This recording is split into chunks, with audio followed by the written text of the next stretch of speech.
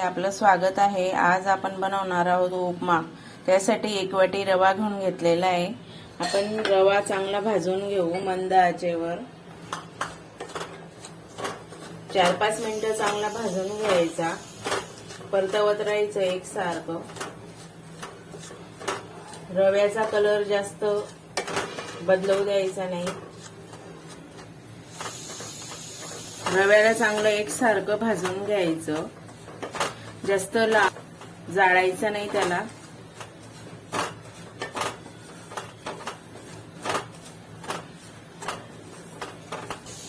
आपण असाच कोरडा भाजून घेऊ। उपम्यासाठी रवा जाडसरच घ्यायचा, बारीक रवा घ्यायचा नाही, नाहीतर तो गचका होतो। जाड रवा घ्यायचा, मीडियम गॅसवर चांगला भाजून घ्यायचा, एकसारखा परतवत राहायचा। आता आपला रवा भाजून झालेला आहे। रव्याचा छान सुगंध येतोय। आपण आता रवा काढून घेऊ एका डिश मध्ये।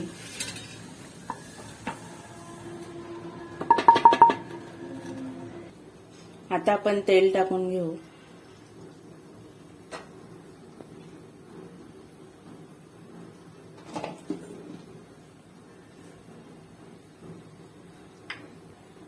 आता आपण शेंगदाणे टाकून घेऊ। मीडियम आचेवर शेंगदाणे भाजून घ्यायचे चांगले खरपूस।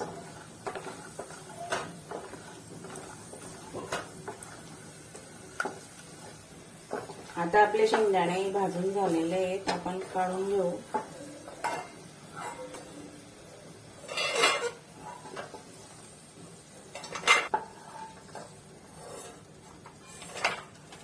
मोहरी टाकून घेऊ।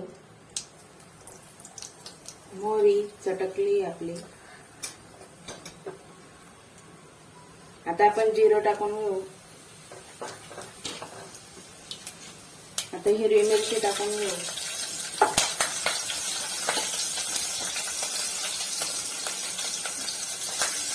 परतवून घेऊ।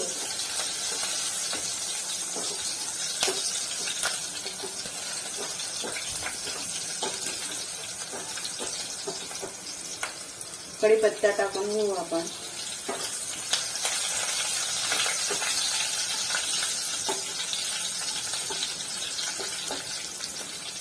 कांदा टाकून घेऊ। आता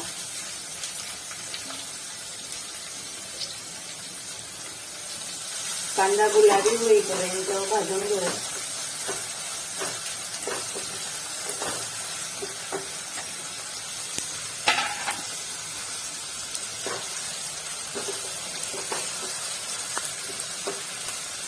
आता आपला कांदा भाजतोय तोपर्यंत आपण 1 वाटी रवा घेतला आहे, तर 2.5 वाटी पाणी घेऊन घेऊ आणि गॅसवर कोमट पाणी करू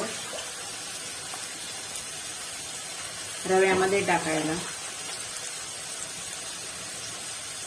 2.5 वाटी पाणी घेतलेलं आहे मी।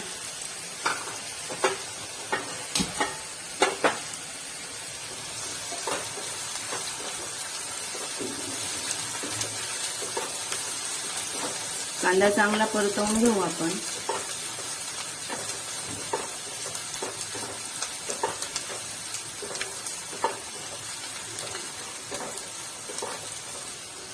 आता आपला कांदा थोडा मऊ झालेला आहे, आपण टोमॅटो टाकून घेऊ।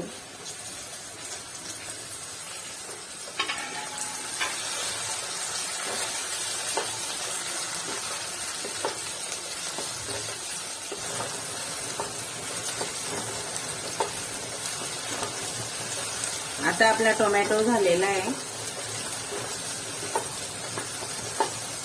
आता आपण रवा टाकून घेऊ। रवा भाजून घेऊ परत तेलात।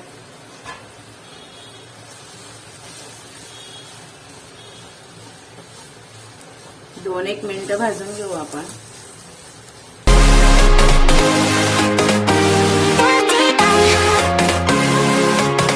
आता आपण चवीनुसार मीठ टाकून घेऊ। मीठ सगळं मिक्स होऊन जाईल चांगलं।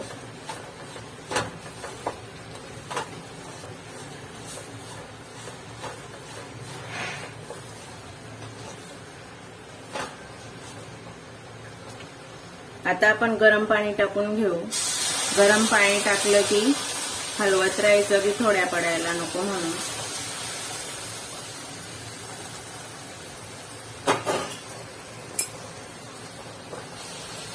परतवत राहायचं.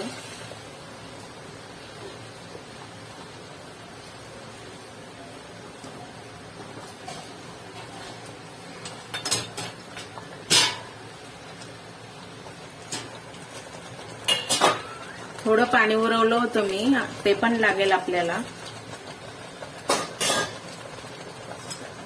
आता परतवत राहू आपण. आता आपण परतवून घेऊ.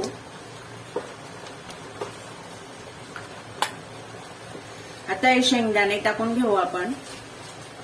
शेंगदाणे नंतर टाकायचे. छान कुरकुरीत लागतात मग ते नंतर टाकले की.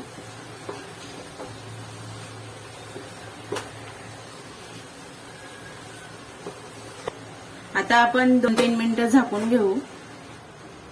आता आपण 3-4 मिनिटं झाकलेला होता. वाफ काढून घेऊ. खूपच छान झालेला आहे. खूप छान सुगंध येतोय. आता आपण कोथिंबीर टाकून घेऊ थोडी.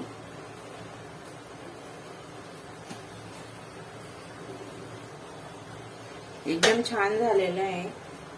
परतवून घेऊ आपण आता.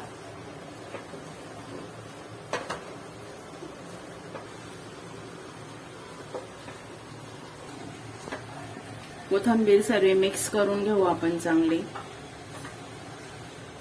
आता आपण सर्व करून घेऊ. आता आपण थोडी कोथिंबीर टाकून घेऊ गार्निश साठी.